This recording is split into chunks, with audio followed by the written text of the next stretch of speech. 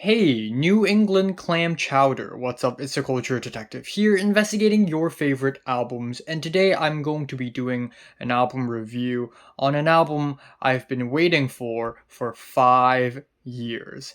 And 5 years!青葉市子 Luminescent Creatures.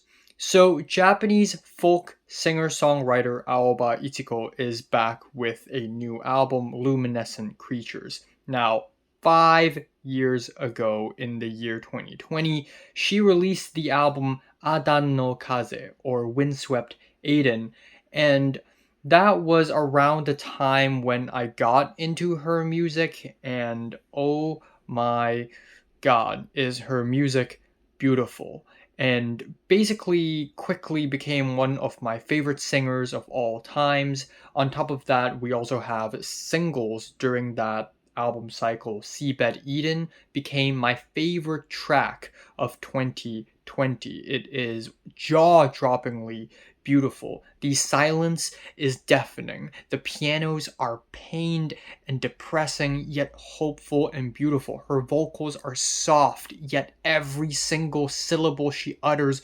grabs you by the throat. She whispers at you, yet every single chord and every single key is so powerful. This is, I'm not even exaggerating, one of the most beautiful songs I've ever listened to in my entire life. And on top of that, next year she released Asleep Among Endives, which is another just gorgeously composed ballad, both melancholic yet insanely gorgeous.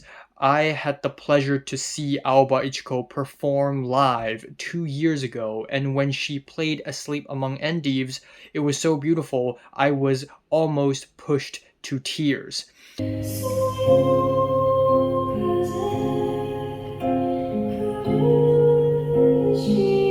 So obviously, I was extremely excited for whatever album she would be releasing next, and I waited and waited and waited and waited and waited. And Aoba Ichiko used to come out with albums pretty fast, almost every single year, but she really took her time on this new album, and that could be for various reasons. One would be because she's touring, she's doing a lot of tours, she's doing a lot of collaborative work with orchestras and other musicians from all around the world, in France, so on and so forth.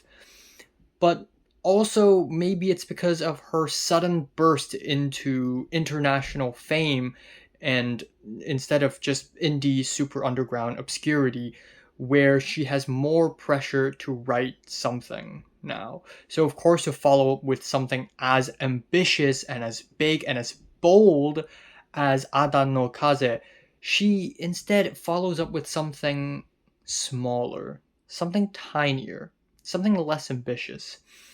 In fact, in my opinion, with Luminescent Creatures, Aoba Ichiko goes back to her usual wheelhouse, where essentially we have a set of piano and keyboard driven ballads, nothing too orchestral, nothing too ambitious or adventurous or conceptual as Windswept Aiden. So, Windswept Aiden is pretty much a concept album about the need to escape from the city, the need to find this mysterious island, and the entire album is essentially the journey towards that island, with the ending of the album being the arrival to the island, or at least the epilogue of that.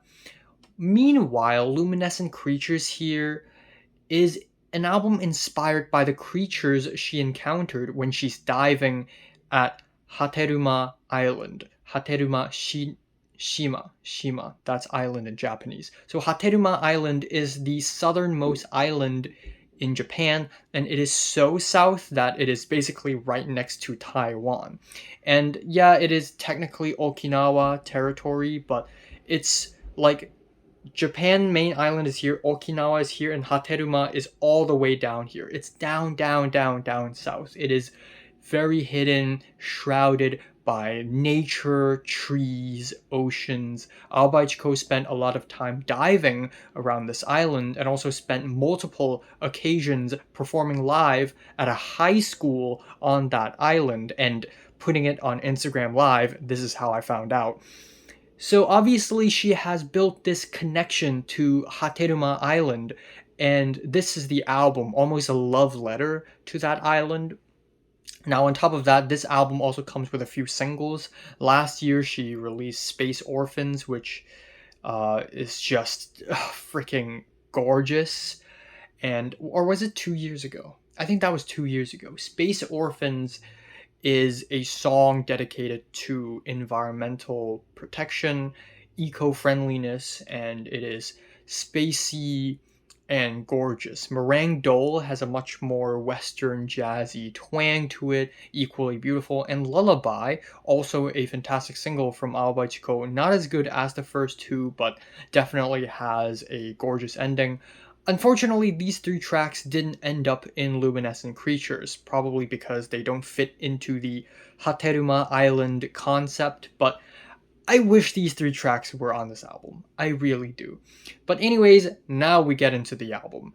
The album opener, Coloratura, is not a Coldplay cover, but it is a ballad that, even though I said that this album is a departure from Windswept Aiden, Coloratura immediately brings us back to Windswept Aiden era with its watery, skippy pianos, flowing strings, woodwinds, harps, a harmony of beauty. And then Aoba Ichiko does this hushed, whispery voice, and she's just talking, and she's letting the instrumentation completely bury her vocals. Something that I've never heard her do, and it sounds fascinating. The last leg of the track kind of dissolves into this lush, spacey bit with warm pianos, sparkly wind chimes, swelling strings. The chords slowly guide us into this undiscovered wonderland. This is a gorgeous album opener, and such a crazy way to open off the album as well,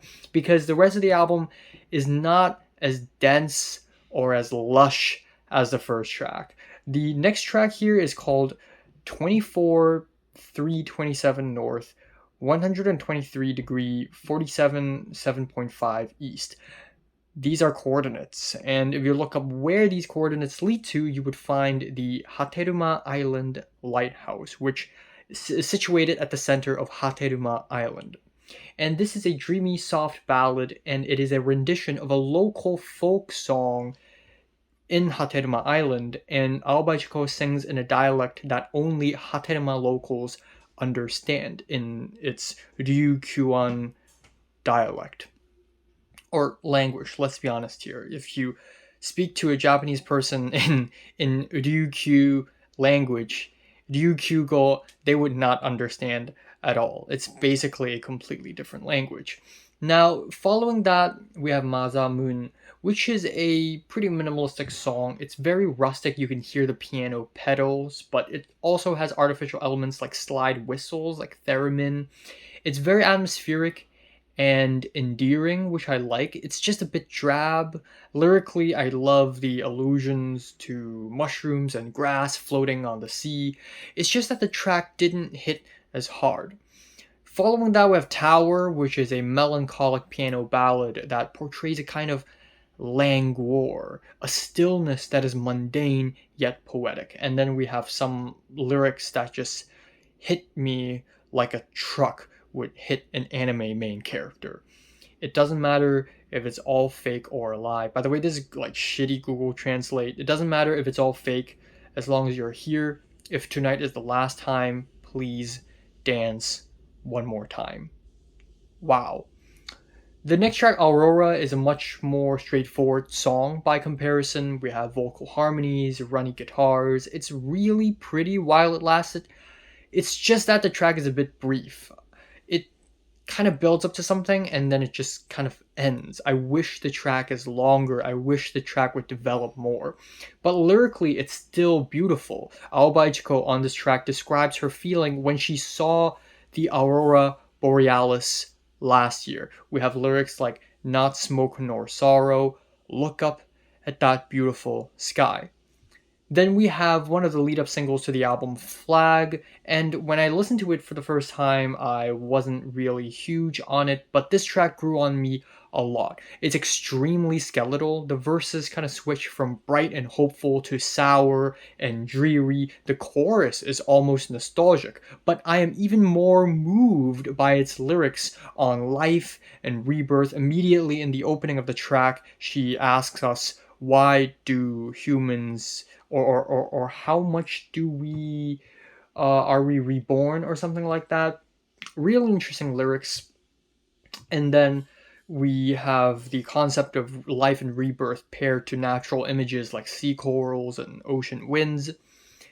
Then we have an interlude called Cochlea. It is shimmery. It doesn't really build up to the next track that nicely, but it is okay as an interlude, I guess.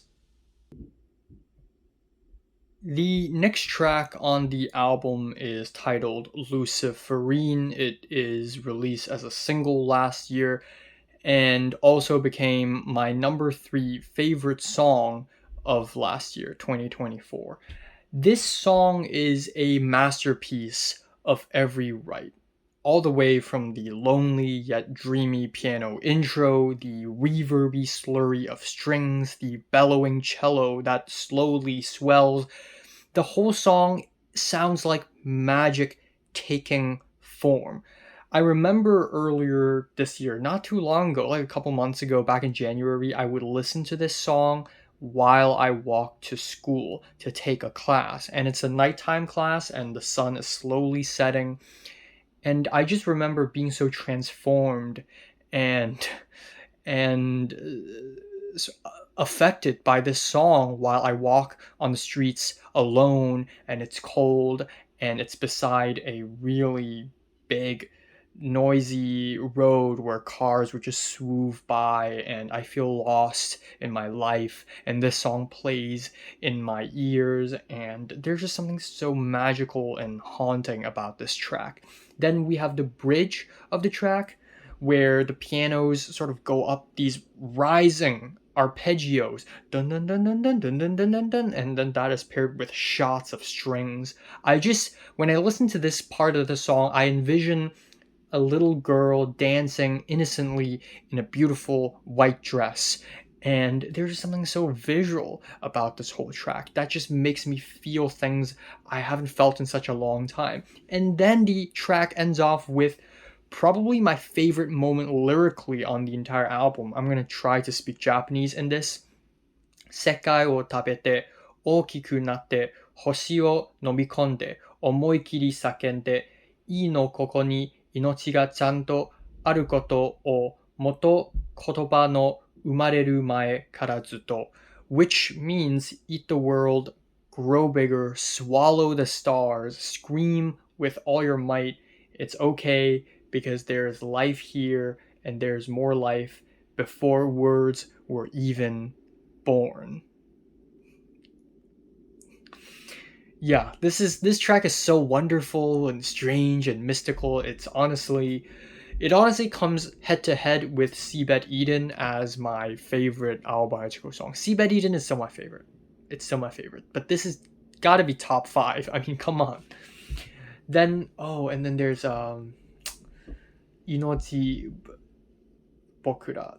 Oh my god. Okay, anyways, the next track is Pure Somnia, which is a strange experimental piece where Aoba goes electric. We have these sharp, shimmery keyboards, and Aoba Ichiko sort of just vocalizes over these keyboards. Very beautiful piece. Don't know what kind of direction it's heading towards, but I would like to see Aoba Ichiko maybe explore that even more. Sonar is a whispery keyboard ballad with shimmery embellishments. At first, I didn't like the song that much. I thought it's just a rework of Seabed Eden, and I'm not a huge fan of the chord switches, but I do like how the song kind of turns sweet near the end of the track. Finally, the album ends off with Wakusei no Namida, which means tears of the planet or planet tears or tears of the stars. Anyways, this is an amazing ending to the album. It's easily the most skeletal track off of the entire album, but what more powerful way to end off this journey than with a whimper? Lyrically, we have some official English translation here. In dreams, I see you tenderly spread the tears of stars, and when they overflow, interwoven in space-time, the ripples of stars here. There's also a wind noise in the back throughout the entire track, and I noticed this during her live performances. She likes to vocalize wind noises and make bird noises and chirp and imitate creatures during her live performances.